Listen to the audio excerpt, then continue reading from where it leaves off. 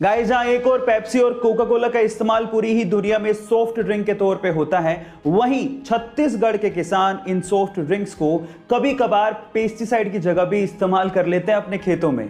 पर इसका ये कतई मतलब नहीं है कि सॉफ्ट ड्रिंक्स बहुत ज्यादा खतरनाक है जो कि कीड़ों को मार डालती हैं। ऐसा नहीं है, इसके पीछे की साइंस कुछ और ही है। एक्चुअली जब भी किसान फसलों पर इन सॉफ्ट ड्रिंक्स का छिड़काव करते हैं तो उनकी मिठास की वजह से लाल चींटियां वहां पर आ जाती हैं। जो लाल चींटियां वहां पर आती हैं वो कीड़ों को और कीड़ों के साथ साथ उनके अंडों को भी खा जाती हैं। तो हो गया पेस्टिसाइड का काम। और उसके अलावा ये सॉफ्ट ड्रिंक्स एक्चुअली पेस्टिसाइड से सस्ती भी होती हैं। यही वजह है और कोई वजह नहीं है। ये इंटरेस्टिंग फैक्ट जान के आपको कैसा लगा, चैट सेक्शन में लिखना मत भूलिएगा। मैगी शायद इस लॉकडाउन में हमारा नेशनल फास्ट फूड बन गया है, लेकिन सवाल यह है कि मैगी का नाम मैगी रखा किसने? डोंट वरी, मैं आपको बताता हूं।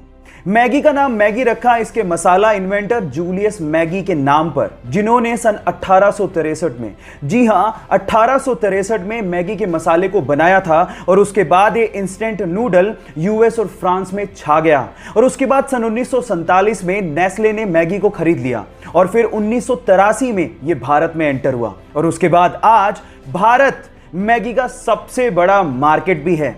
क्या इसके पहले तक इफेक्ट आपको पता था? और अगर नहीं पता था तो चैट सेक्शन में लिखना मत भूलिएगा।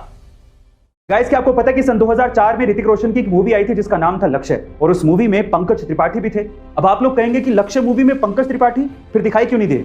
एक्चुअली हुआ कुछ यूं कि सन 2004 के आसपास पंकज त्रिपाठी बॉलीवुड में काफी ज्यादा स्ट्रगल कर रहे थे और इस मूवी के लिए उन्होंने बकायदा ऑडिशन दिया था और सिलेक्ट भी हुए थे। और उसके बाद ऋतिक रोशन के साथ उन्होंने कुछ सीन्स को शूट भी किया था। और शूटिंग खत्म होने के बाद उनके गांव में चर्चा फैल गई कि गांव का लड़का ऋतिक रोशन के साथ मूवी में आने वाला है। इनफैक्ट वहां के लोकल अखबार में छप भी गया।